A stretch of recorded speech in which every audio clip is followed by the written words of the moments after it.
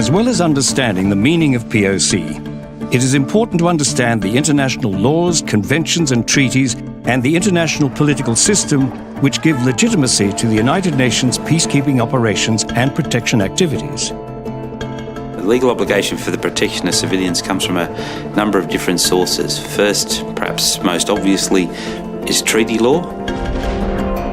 International human rights treaties and international humanitarian law treaties, the Geneva Conventions of 1949, the additional protocols of 1977, some of the major international human rights law treaties, the Convention Against Torture, the Convention for the Protection of Rights of the Child, International Covenant on Civil and Political Rights.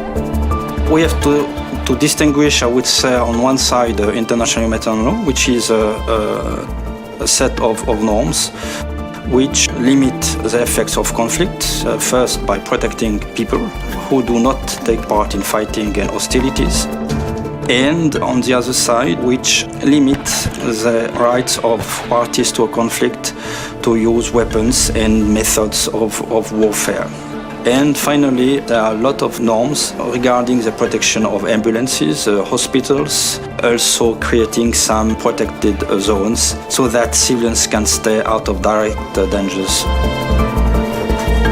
The arrangements with the host government, of course, absolutely paramount and should never be underestimated.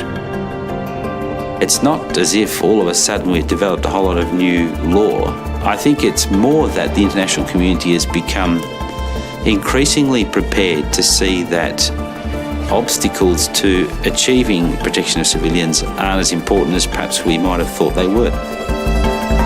We have a Human Rights Council, which now has a whole plethora of new mechanisms designed to make it a more effective way of addressing root causes. We have a Security Council, which is more and more sensitive to the question of protection of civilians. We have a UN system to address the range of issues that affect civilians in conflict situations. So all of that is a step in the right direction.